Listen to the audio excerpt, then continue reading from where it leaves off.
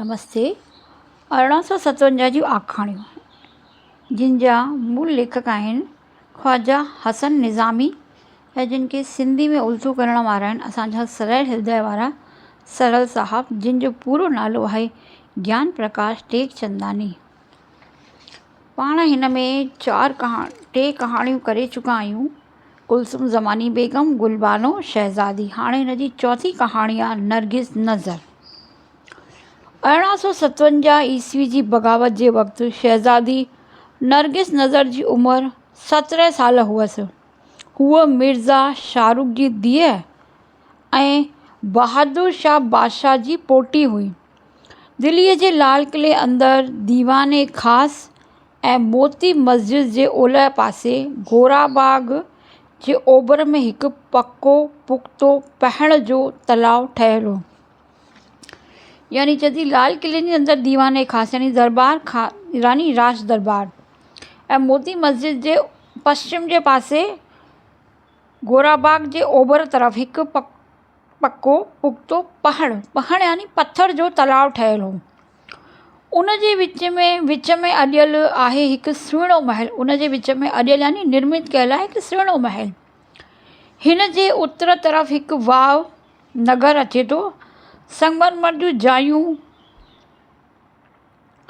ऐं ॾिया ठहियल आहिनि। जायूं यानी जालियूं ठहियल आहिनि। हितां वाह जो पाणी गुज़रंदो आहे। हिकु नहर ठहियल आहे, उन जो पाणी गुज़रंदो आहे। उन जो पाणी तलाउ में ईंदो आहे। मिर्ज़ा शाहरुख बहादुर इन ई जल महल में रहंदो हो। मिर्ज़ा शाहरुख इन ई जल महल में रहंदो हो। संदसि ज़ाल गुज़ारे वई हुई, तंहिं करे मिर्ज़ा साहिब पंहिंजी न्याणी नरगिस सां तमामु घणो नेह कंदो हो। नरगिस जी माउ गुज़ारे वई हुई त पिणसि हुनजो ॾाढो देखभाल सुठी तरह कंदो हो। जल महल खे कश्मीरी शालुनि, रूमी कलियुनि ऐं बनारसी लटनि ज़रिए सुहिणो सजायो वियो हो। महल सींगारण जो नरगिस खे ॾाढो शौक़ु हो। हूअ हिन बाबति ॾाढो ख़्यालु रखंदी हुई। महल सॼे कोट में ॿियनि महिलातुनि ऐं हवेलियुनि खां वधीक सुहिणो ऐं सींगारियल सम्झियो वेंदो हो। सिजु कनी कढी बीहंदो हो, तॾहिं वञी नरगिस नज़र अखि पटींदी हुई। जॾहिं सिजु ॿुॾण वारो हूंदो तॾहिं वञी नरगिस सुम्हण जी पंहिंजी तयारी कंदी हुई ऐं ऊन्हारे जी मुंद में उन जो पलंग पधर में विधो वेंदो हो। बरामदे में उन जो पलंग रखियो वेंदो हो, जिते हो संगमरमर जो फ़र्श ठहियल। पलंग जा पावा ऐं ॾंडा सोने जा हुआ, जंहिं ते हीरा जवाहर जड़ियल हुआ। सुहिणे रेशमी लटे जो मुहारो यानी मच्छरदानी ठहियल हुई। यानी पलंग जे चारो तरफ़ मच्छरदानी सुहिणे रेशमी लटनि जी ठहियल हुअसि। अंदरि रेशमी विहाणा पिया हूंदा हुआ। 4 कुंवरा नरम विहाणा यानी सॉफ्ट विहाणा सेरांदी यानी सर पासे हूंदा हुअसि। सेरांदी 2 ॿिया नंढा गोल विहाणा बि रखिया वेंदा हुआ। उन्हनि जे पासे मथे जे पासे में 2 नंढा ॿिए विहाणा बि रखिया वेंदा हुआ, गोल विहाणा हुआ। इहे हुआ गिलनि जी टेक वास्ते। यानी अगरि करवड़ बदिले शहज़ादी त उन जा गिलनि खे बि टहिक मिले। जॾहिं शहज़ादीअ जो मथो विहाणनि खां हेठि लही वञे त उहे विहाणा कीटनि खे तकलीफ़ खां बचाए सघनि था। वॾा 2 विहाणा ॿिन्ही पासे में रखियल हूंदा हुआ, जिन सां शहज़ादी गोॾनि खे सहारो ॾेई सघे। वाव! राति जे वक़्तु जॾहिं मुहारे यानी मच्छरदानी में नरगिस वेंदी हुई त जूही, चंपा, मोलसिरीअ जा गुल विहाणनि वटि रखिया वेंदा हुआ, जीअं उन्हनि जी ख़ुशबू शहज़ादीअ खे ख़ुशि कंदी रहे। नरगिस जॾहिं मुहारे अंदरि वेंदी हुई, नचण वारियूं छोकिरियूं अची वेंदियूं ऐं धीमी डार में ॻाईंदियूं त शहज़ादी खे निंड ईंदी हुई। यानी साज़ सोज़ जी आवाज़ में, मधुर आवाज़ में नरगिस सुम्हंदी हुई। सुबुह सिज जे संभरण खां अॻु नचण ॻाइण वारियूं वरी ईंदियूं। संदसि मिठी सुरीली आवाज़ ते शहज़ादी पंहिंजा नेण खोलींदी हुई। उथण बैदि अंदरि ई वेठे देरि ताईं ओबासियूं वठंदी कर भॼींदी यानी अंगड़ाई वठंदी हुई। नचण ॻाइण वारियूं छोकिरियूं उन सां खिल चर्चा कंदियूं, हसी मज़ाक कंदियूं हुयूं। हिकु चवंदसि, मुंहिंजी साइड उबासी थी अचेव, रुमाल हाज़िर कयांव, मुंहुं ढके वठो। ॿी चवंदसि, कर ॾिसण लाइ तालाब जूं मच्छियूं लाचार थी पाणीअ जे मथियां ईंदियूं वञनि थियूं। नरगिस अखियूं मैटे ऐं मुश्कंदे चवंदी, परे थी मुई, हर भेरे कहिड़ियूं कहिड़ियूं ॻाल्हियूं ॿुधाई थी। त छोकिरी चवंदसि, मां कूड़ या सच जेको बि चवां थी आरसीअ खां पुछी वठोसि, उहो बि साम्हूं तव्हांखे पसी रहियो आहे, यानी चएसि थी की तव्हांजे साम्हूं जेका आरसी रखियलु आहे तव्हां उन में ॾिसी वठो। हिन अंदरि बि त वार पखिड़ियल आहिनि, यानी जेको आरसीअ में तव्हांजी परछाई ॾिसणु अचे पई उन में ॾिसो तव्हांजा वार पखिड़ा आहिनि। हूअ बि त मेहंदी लॻल ॻाढ़ियूं आङुरियूं मथे ते करे हुज़ूर जे करनि जी साराह करे रहियो आहे, उन जी तारीफ़ करे रहियो आहे। उते पिणु मस्ती छायल आहे, यानी उहो जंहिं में माहौल आहे मस्तु सुठो माहौल आहे। सुठे माहौल में इनखे उथारनि था नरगिस खे। टी वरी चवंदसि, सिज जूं कनियूं सुर्ख ककरनि मां ईअं निकितियूं जीअं सरकार जे ॻाढ़नि ॻाढ़नि चपनि मां अछा अछा ॾंद ऐं गिटा जीअं सुबुह जो नूर पियो पसिजे। सभु इन जी तारीफ़ में लॻियूं पियूं आहिनि। वार बिखड़ी मुहांडे ते ईअं हलिया आया आहिनि, बांस जे थो यानी ॾिसिजे थो त चोॾस जे चंड ते ककर छायल हुजनि, चौथ जो चंड जीअं ककरनि में लिकियल हुजे। हुननि जी चांडोकड़ीअ सां मात खाई संदसि हीओं फाटी पियो आहे ऐं चंड जी चोगिर्द पंहिंजे जिगर जे टुकड़े खे पखेड़े छॾियो हुजेसि। इन जी नरगिस जी ही जेके हिन जूं पासे में जेके हिन जूं दासियूं अथसि, तारीफ़ हुन जी चंड सां हुनजो मुक़ाबिलो करे रहियूं आहिनि, चंड सां हुन जी चटाभेटी पियूं कनि। नरगिस इहे ॻाल्हियूं ॿुधी मुश्कंदी मुहारे खां ॿाहिरि पेर रखंदी, संदली ते अची विहंदी, सूर्य जी खंड ऐं बेसण सां हथ मुंहुं धोअंदी, पोइ वॻो मटियो वेंदो, नेरनि वरताई वेंदी। सरसों जे हुन सां बेसण में सरसों जो तेल इहे विझी करे उन सां उनखे हथ मुंहुं धोआरियो वेंदो। उन खां पोइ उहा नेरनि कंदी हुई। इन खां पोइ घर जो साज सिंगार पाण चकास कंदी। शयुनि खे सिंगारण में नयूं नयूं खोजनाऊं कंदी। मांजांदे खां पोइ थींदो शाम जो बाग़ जो सैर जी रीत कई वेंदी। जैसे मांजांदे आंदी ॾींहं जी रोटीअ खां पोइ उहो शाम जो उनजो नियम हो, रोटी खां पोइ शाम जो बाग़ में सैर कंदी हुई। मानीअ वक़्तु वॾी मौज थींदी, वाजट वॼी रहिया आहिनि, यानी वाद्य यंत्र वॼी रहिया आहिनि, गाना ॻाइजी रहिया आहिनि ऐं साहेड़ियुनि साण मानी खाइजी रही आहे। पंहिंजी साहेड़ियुनि सां गॾु वाद्य यंत्रनि जी आवाज़ में ख़ुशि माहौल में नरगिस रोटीअ जो मज़ो वठे पई। जंहिं वॻड़े ते बहादुर शाह लाल किले खां निकिरी हुमायूं जे मक़बरे में वियो ऐं पक थी वियो त सवेरे अंग्रेज़ अची दहलीअ ते सोभ हासिल करे वठंदा, त नरगिस माठ करे जल महल जे पासीरो बि चांडोकी पसी रही हुई। जॾहिं बहादुर शाह खे ख़बर पियो कि हाणे अंग्रेज़ अचण वारा आहिनि, त हू निकिरी करे हुमायूं जे मक़बरे में निकिरी वियो। त हाणे हिननि खे कंफर्म थी वियो कि हाणे भई अंग्रेज़ हिते ईंदा ऐं हिन दिल्लीअ ते पंहिंजी फतह हासिल कंदा। पर हीअ हुते चांडोकी राति में बीह रही आहे पंहिंजे महल में। पाणीअ में पंहिंजो पाछो ॾिसी खेसि हिकु अजीब नशो महसूसु थी रहियो हो। ओचितो पिणसि मिर्ज़ा शाहरुख अंदरि आयो। एतिरे में हुनजो पीउ आयो। चयाईंसि, नरगिस धीअड़ी, मां बाबा साईं यानी बहादुर शाह सां साण वञणु चाहियां थो। हलंदीअ? सुवारीअ जो बंदोबस्तु कयां? सुबुह अचिजो, या चएसि थो कि सुबुह जो अचिजो या फिर सुबुह जो अचिजो। नरगिस वरायो, अब्बा साईं अवां पिणु न वञो, पोइ राति मूं साण हलिजो। चएसि थी तव्हां हींअर न वञो, राति जो मूंसां गॾु हलिजो। मूं ॾाॾे साईंअ साण वञणु सुठो नथी पायां। चएसि थी कि मूंखे सही नथो लॻे कि तव्हां ॾाॾे सां गॾु वञो। अंग्रेज़ फ़ौज खेनि ॻोल्हा कंदी ऐं जेके साण हूंदनि से सभई ॾोही मञिया वेंदा। चएसि अंग्रेज़ अगरि ॾाॾा साहिब खे पकिड़े छॾींदा, दादा साहिब खे, त तव्हांखे बि उहे ॾोही मञी छॾींदा। तंहिं करे हिमायूं जे मक़बरे में ॾाॾे साईंअ सां गॾु वञणु ठीकु न आहे। गाजी शहर यानी गाज़ियाबाद हलो, उते दाई अम्मा जो अजो आहे। ॿुधो अथमि त सुठो ऐं महफ़ूज़ हंधु आहे। नरगिस पंहिंजे पीउ खे चए थी कि तव्हां बाबा सां गॾु न वञो, तव्हां मूंसां गॾु हलो गाज़ियाबाद। उते दाई अम्मा जो अजो आहे ऐं ॿुधो आहे कि सुठो आहे ऐं सुरक्षित आहे, पाण हुते था हलूं।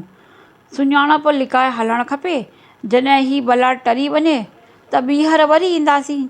चएसि थो सुञाणप लिकाए पाण हलंदासीं, जॾहिं हीअ मुसीबत ख़तमु थी वेंदी, भला टरी वेंदी, पोइ पाण हिते ईंदासीं। पिणसि चएसि चङो, जहिड़ी तुंहिंजी सलाह हुजे। गाजी शहर वञण लाइ रथनि जो इंतज़ाम कयां थो। केरु केरु वेंदो तो साण? नरगिस वराणी ॾिनसि, को बि न, रुॻो मूं हेकली, छो त नौकरनि खे साथ रखणु चोॻो यानी योग्य न आहे। कि चएसि कि मां केवल अकेली वेंदमि, नौकरनि खे साण पाण सां गॾु वठी वञणु सही न आहे। ऐं वरी टहलिया साल हणल, टहलिया यानी जेके सेवक आहिनि, साण हलण लाइ राजी बि कोन था नज़र अचनि। चएसि कि जेके नौकर चाकर आहिनि न, उहे न मूंसां गॾु हलण जे लाइ राजी बि नथा लॻनि कि राजी हुजनि मूंसां हलण जे लाइ। मिर्ज़ा इहो ॿुधी मोटी वियो ऐं नरगिस चंड खे तालाब में चंड जे पाछे खे पसणु लॻी। बसि इहो चई वियो हली, जेका चंड जी तालाब में परछाई हुई, नरगिस हुनखे ॾिसणु वेही रही। चङी बैरम खां पोइ नरगिस नौकराणियुनि खे सॾु ॾिनो, पर कंहिं नौकराणियुनि खे आवाज़ ॾिए पई पंहिंजे पीउ जे वञण खां पोइ, पर न कंहिं बि हुनखे न वरजायो न, कंहिं बि आवाज़ जो हुन ते हुन रिप्लाई कोन कयो। पतो पियो त सभई भॼी वेयूं ऐं नरगिस सॼे जल महल में हेकली आहे यानी अकेली आहे। सभु निकिरी विया हुअसि हिन जा नौकर चाकर, जल महल में केवल नरगिस अकेली हुई। इहो पहिरियों मौक़ो हो जो नरगिस हुकुमाणो सॾु ॾिनो हो ऐं का बि वराणी मोट में कोन आई हुई। चए थी कि हीउ पहिरियों दफ़ो ई हो जंहिं वक़्तु नरगिस आवाज़ ॾिनी हुई त केरु हुन जे सॾ ते आयो न हो। नरगिस घबराए महल जे अंदरि वेही हुई। भितियूं ॿरनि पियूं, पर हो को बि कोन। नरगिस खे अंदरां डपु लॻो ऐं हूअ भॼी ॿाहिरि अङण में अची वई। कोट में हंधि हंधि ते पड़ाॾा पिया अचनि, यानी आवाज़ूं मोटी मोटी अचनि पियूं ख़ाली महलो त। इहो पियो बासे त चो तरफ़ खां माण्हू घर छॾे भॼी रहिया आहिनि। नरगिस देरि ताईं पीउ जो पेचरो पसंदी रही, पंहिंजे पीउ जो रस्तो ॾिसंदी रही, पर हू कोन आयो। नरगिस घबराए करे रोअण लॻी। राति 2 वॻे हिकु खदिड़ो आयसि ऐं चयाईंसि, साहिबे आलम चवारायो आहे त अंग्रेज़ गुप्तचर उन जी ॻोल्हा में कोट जे अंदरि ॿाहिरि पखिड़िजी विया आहिनि। उन वक़्तु जेके इहे हुआ, हिननि जा नौकर चाकर हूंदा हुआ, हू अव्हां साण गाजी शहर कोन हली सघंदा? सुवारी जो इंतज़ाम करे ॾिनो अथऊं, अव्हां मूं साण हलो ऐं हू बि स्वांग ठही केॾांहुं हलिया वेंदा। चएसि थो कि भई अब्बा साईं हींअर त नथा अची सघनि, तव्हां मूंसां गॾु हलो। हू बि पंहिंजो वेश बदिले करे केॾांहुं निकिरी वेंदा। नरगिस नज़र घबराए पुछियसि, नेठि वञण जी मुराद केॾांहुं जी अथव? चएसि केॾांहुं हलंदासीं? खदिड़े जवाबु ॾिनो, मूंखे ख़बर नाहे। नरगिस हुकुमाणे लहज़े में चयो, वञ पतो करे अचु त अब्बा साईं केॾांहुं वञण वारा आहिनि। उहो वॻो बदिलाए मूं साण गाजी शहर छो कीन था हलनि? चएसि कि वञ पहिरीं पतो करे अचु कि अब्बा केॾांहुं थो वञे ऐं हू वेस मटे करे मूंसां गॾु गाजी शहर छो कोन था हलनि। खदिड़ो जेसीं ताईं मोटे, हूअ पधर में घुमंदी रही, बरामदे में फेरा लॻाईंदी रही। कुझु देरि बैदि मोटियो त चयईं, बाबा वगी हलाइण वारो स्वांग बणिजी कोट मां हली विया आहिनि ऐं कंहिंखे बि ख़बर नाहे त हू केॾांहुं विया आहिनि। अव्हां जी सुवारी वास्ते रथ तयारु आहे। चयसि बाबा त विया हली पंहिंजो वेस मटे करे, हाणे तव्हांजी सवारी तयारु आहे, तव्हां मूंसां गॾु हलो। नरगिस खे रुअणु अची वियो। पंहिंजी सॼी ज़िंदगी में ही पहिरियों भेरो हो जो हुन पाण खे वॾे दुख विचां बेवाही ऐं बेवसीअ जी हालति में सुॾिका भरे ॻोढ़ा वाहिया हुआ। उहो पंहिंजी हिन जी ज़िंदगी में बेवाही यानी मजबूरी ऐं लाचारी जी हालति हुअसि, जंहिंमें ही सिसकियूं भरे रुनी हुई। शहज़ादी जवाहरनि जी पेती ऐं ज़रूरी वॻा साण खयां, जंहिंखे खदिड़े डोया ऐं हू जल महल मां निकिता। हुनखे खयां हुन ऐं जल महल मां निकिती। रथ में विहण खां पहिरियों महल ऐं उन जो सींगार चङी देरि ताईं बीही ॾिठऊं ऐं चयऊं, ख़बर नाहे वरी मोटी तोखे ॾिसणु नसीब में थींदो या अॼु खां हमेशह मूं खां जुदा थी रहियो आहीं। चयसि थो अॼु खां त तूं मूंसां जुदा थी रहियो आहीं। पंहिंजे महल खे बि चए, ख़बर कोन्हे कि वरी मां तोखे मोटी तोसां मिली सघां न मिली सघां। राति जे 2 अची लॻा हुआ। नरगिस रथ में वेही गाजा शहर तरफ़ वञी रही हुई। सुबुह जो 8 वॻे ताईं पहुती। रस्ते में खेनि चङनि माण्हुनि वेंदे ॾिठो, पर कंहिं बि रथ खे रोकियो कोन। गाजी शहर में नरगिस जी दाई अम्मा जो घरु मशहूरु हो। जीअं ई नरगिस दाई अम्मा जे अॻियां लथी, अम्मा डुकंदी घर खां ॿाहिरि आई, शहज़ादीअ जी ॿिन्ही हथनि सां बलाऊं लाथसि ऐं अंदरि वठी विहारियईंसि। समर्थी खां बि वधीक आउं आदर ऐं आजा कयईंसि। उनजो स्वागत जेतिरी हुन में ताक़त हुई उन जे अकॉर्डिंग उनजो स्वागत कयो। नरगिस 2-3 ॾींहं दाई आया वटि आराम सां गुज़ारियो। हुनजा 2-3 ॾींहं हुते दाई वटि आराम सां गुज़रिया। ओचितो ख़बर आई त बहादुर शाह साईं गिरफ़्तार थियो आहे। शहज़ादी जी हचा कई वेई आहे ऐं कंटक गाजी शहर लुटण थो अचे। हिनखे ख़बर पई कि बादशाह साईं गिरफ़्तार थी विया, शहज़ादे जी हत्या कई वई आहे। कंटक यानी सेना गाज़ियाबाद शहर खे लुटण थी अचे। जवाहरनि जी पेटी दाई अम्मा खे चई बूह अंदरि नरगिस पूराई ऐं मुसीबत जो ओसीड़ो करणु लॻी।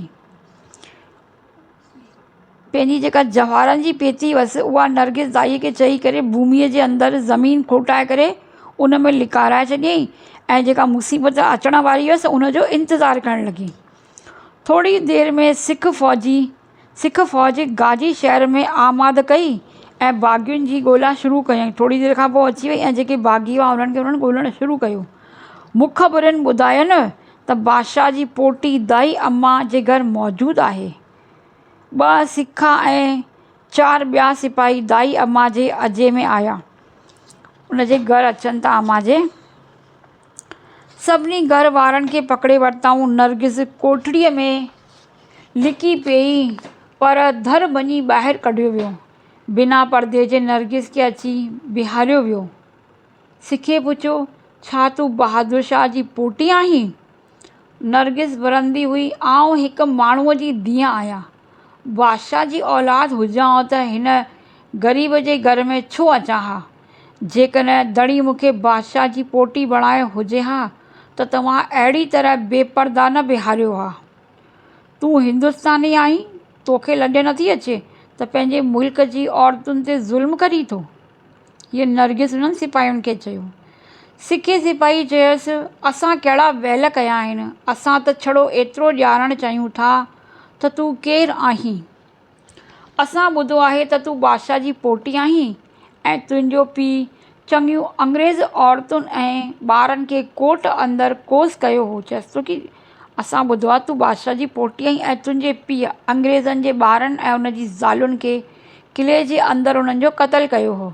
नरगिस कयो, जेको कंदो आहे सो भरींदो आहे। जेकॾहिं मुंहिंजो पीउ अहिड़ो कमु कयो हूंदो त वञी उन खां पुछोसि।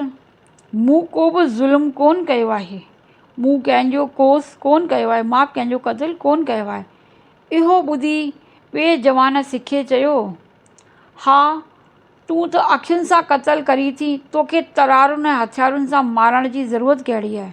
हू बि उनजी ख़ूबसूरती ते फ़िदा थी विया, चयसि त तूं त अखियुनि सां ई मारण वारी आहीं, तोखे तलवार ऐं हिननि जे हथियारनि जी ज़रूरत कहिड़ी आहे। नरगिस वॾी बहादुरी सां जवाबु ॾिनो, ख़ामोश, बादशाहुनि सां अहिड़ी बदतमीज़ी सां बात न कबी आहे। चयसि बादशाहुनि सां अहिड़ी बदतमीज़ी सां ॻाल्हि न कबी आहे, तुंहिंजी ज़बान कपे वठिबी। चयसि की तुंहिंजी ज़बान कटिजी वेंदी। जवाबु सिखो ॿुधी बिगड़ियो ऐं अॻिते वरी नरगिस जी जोटा जले ज़ोर सां झटकियाईं। उनजो जेको हो सिपाही उनजा जवाबु ॿुधी चिड़ी वियो ऐं नरगिस जा वार ज़ोर सां पटियाईं। ॿुढे सिखे जवान खे रोकियो। हुन में बि हिकु ॿुढो सिख जवान हो। हुन चयो कि औरतुनि सां अहिड़ा वेल जोगा न आहिनि। चयसि की औरतुनि सां अहिड़ा वेल योग्य न आहिनि कि तव्हां हिननि सां अहिड़ो ग़लति व्यवहार कयो। इहो ॿुधी सिखे सिपाहीअ वार छॾिया। जेको सिखियो सिपाही हो उनजा वार छॾे ॾिना। भाड़े जी दाड़ गाॾी यानी बैलगाॾी घुराए नरगिस नज़र खे विहारियो वियो।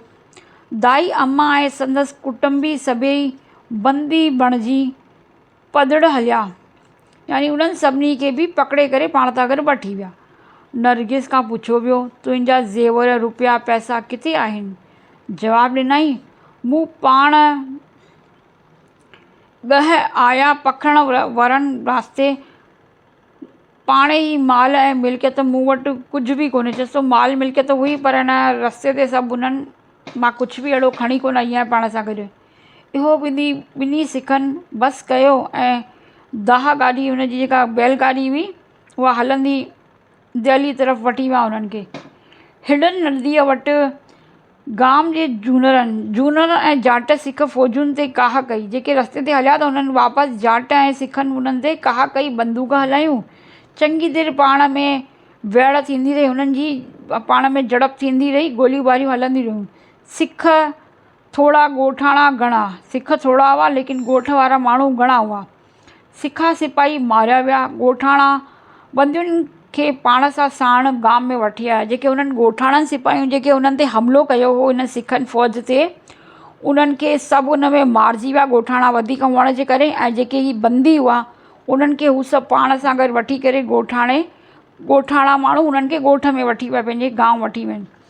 गंवार ॻोठाणा नरगिस जे बुत ते पियल 2-4 बचियल क़ीमती ॻह ऐं लटा लाराए वरिताऊंसि ऐं कंहिं घटि जात जी माईअ जो लथल फाटल लहंगो कुर्तो ऐं पोती पाइण लाइ सा बि मेरी ॾिनाऊंसि।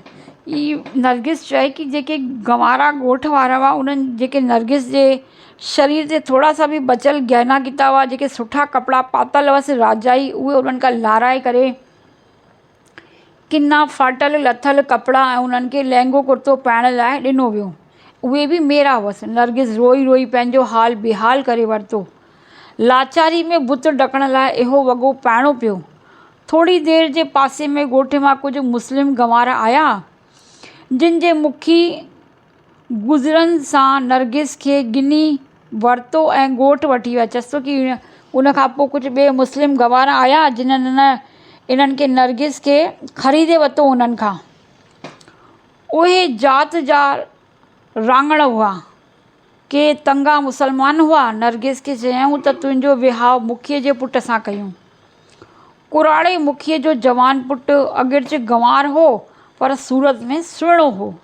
नरगिस हामी भरी उनखे ख़रीद करे वियसि ऐं चयसि की हिन जो हाणे तुंहिंजो पुटु असांजे जेके मुस्लिम इहे आहिनि असांजे गांव जो मुखिया उनजे पुट सां था करायूं।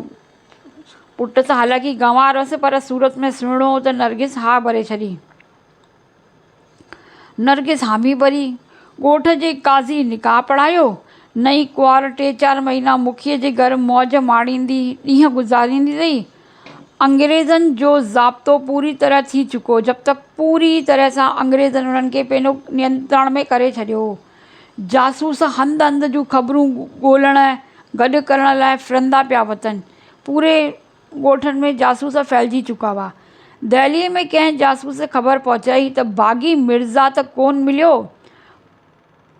पर संदसि न्याणी फलाणे हंधि फलाणे मौतबर वटि मौजूदु आहे। चएसि थो की मिर्ज़ादो कोन मिलियो पर हुनजी न्याणी मिली आहे, हिन जॻह ते आहे। ॻोठ में पुलिस मोकिली वई। मेरठ जी पुलिस अची ॻोठ खे घेरे वरितो। नरगिस जे मुड़ुस साण सहुरे खे बंदी बणाए दिल्ली आंदो वियो। अंग्रेज़ सरकार खां पिणसि बाबति चङिड़ा सवाल पुछिया ऐं जॾहिं जोॻो जवाबु हथ न आया त हुकुम कयईं, बुखी ऐं पुटसि बाग़ी बाहिजनि था। ॿिन्ही बाग़ियुनि जी न्याणीअ खे अजो ॾिनो आहे, तंहिं सबबु जेल मोकिलियो वञे ऐं हिन नज़र खे कंहिं मुसलमान जे हवाले कयो वञे। उन जे मुड़ुस ऐं हिन जे सहुरे खे पकिड़े विया। जेलीअ में उन्हनि खां सवाल जवाब कया विया पर उन्हनि खे को सही जवाबु न मिलण जे करे उन्हनि खे जेल में बंदि कयो वियो ऐं चयो वियो की हिननि बाग़ीअ जी पोटीअ खे पंहिंजे घर में शरण ॾिनी आहे, इन करे ही बि बाग़ी आहिनि, इन्हनि खे जेल में विझो वञे ऐं हिन छोकिरीअ खे कंहिं मुस्लिम जे हवाले कयो वञे। 10 सालनि लाइ ॿिन्ही पीउ पुटनि खे क़ैद खाने मोकिलियो वियो। ख़बर पई त तैमूरिया ख़ानदान जा के ॼणा लिकल आहिनि या त जंग में या वरी ॻोठनि में। हिननि खे वरी ख़बर पई की तैमूर ख़ानदान जा ॿिए बि माण्हू आहिनि जेके अञा लिकिया पिया आहिनि। दिल्ली शहर में अञा ताईं को बि न पहुतो आहे। हिन सबबु हिकु मुसलमान सिपाही खे जे सुपुर्द कयो वियो नरगिस खे हिकु मुसलमान सिपाही खे ॾिनो वियो। हू उन खे घरु वठी आयो। घर में सिपाही जी ज़ाल ॾिठो त हिकु सुहिणी घर में आई आहे। ज़ाल मुड़ुस खे चमाट वराए ॾिनियूं, नज़र खे धिको ॾेई घर जे दर खां ॿाहिरि कढी छॾियईंसि ऐं नरगिस नज़र खे धिको ॾेई करे घर खां ॿाहिरि कढी आईंसि। घोटस खे चमाटूं हयईं की निकिर, मुंहिंजे हूंदे हिकिड़ी ॿी कुझु खणी आयो आहीं, घर में बि माई।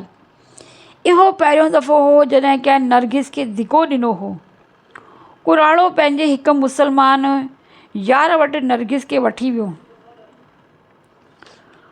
उहो छड़ो रहंदो। उहो अकेलो शहज़ादीअ जो अहवालु ॿुधायईंसि त रुमण लॻो ऐं वॾे कुर्ब विचां जॻह ॾिनईंसि। नरगिस संदसि घर में आराम सां राति गुज़ारी। ॿी राति जॾहिं हूअ सुती पई हुई त कुझु माण्हू मुंहुं बंदि करे जौहरी केॾांहुं खणी वियसि। नरगिस जी ज़िंदगीअ में त शांती कोन्हे वरी वई। हिकु राति सुख सां गुज़ारी। ॿी राति जॾहिं सुम्ही पई हुई त केरु मुंहं खे कपिड़ो ॿधी करे खणी वियसि, हथ पेर चङा हयईं पर पकड़ पुख़्ती हुअण सबबु छॾाए न सघी। हू माण्हू उन ई जे ॻोठ जा हुआ जंहिं ॻोठ जे मुखीअ जे नींगर सां नरगिस जो निकाह थियल। उहे माण्हू हुआ जंहिं ॻोठ जी उहा नुंहुं हुई। उहे नरगिस नज़र खे दिल्लीअ जे पासे हिकु गांव में खणी विया ऐं हुते हिकु बूंगीअ में रहियाऊंसि, हिकु नंढी झोपड़ीअ में रहियाऊंसि। सुम्हण लाइ खट ॾिनी वई। ही गांव तंगा मुसलमाननि जो हो। नरगिस जंहिं घर में रहण लॻी उहो उतां जे मुखीअ जो हो।